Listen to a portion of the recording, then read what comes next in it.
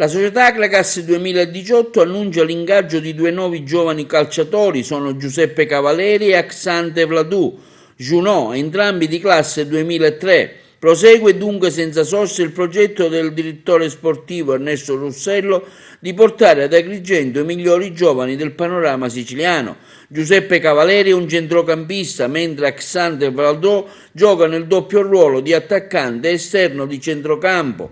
Entrambi tornano a indossare a distanza di qualche anno la maglia dell'Acracas. Cavaleri e Vladou sono stati compagni di squadra nella formazione nazionale Under 15 biancazzurra. In particolare Axante Vladou ha indossato le maglie del Siracusa, quella della Cavese nella passata stagione.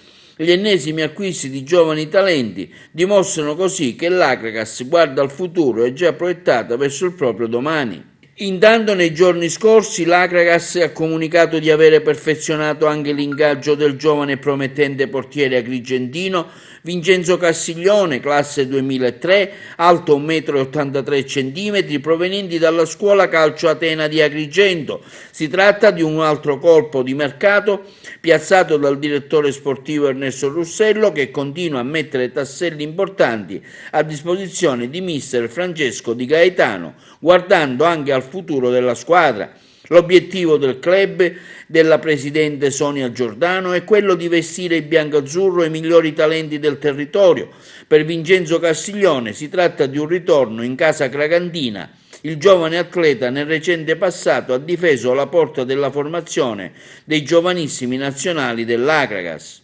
La società del presidente Sonia Giordano ha anche ingaggiato un portiere di classe 1999, Giovanni Compagno, alto 1,85 m, la scorsa stagione guardiapali del Troina in Serie D. Compagno è cresciuto nel Trapani e ha militato nella CR Messina e nel Marsala, sempre in quarta serie. Si tratta di un portiere reattivo dotato di una buona tecnica di base. L'operazione di mercato è stata perfezionata dal direttore Ernesto Russello.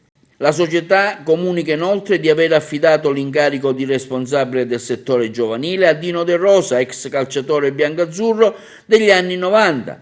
De Rosa recentemente ha allenato anche la formazione Under 15 nazionale dell'Acracas, quando lo stesso club militava in Lega Pro.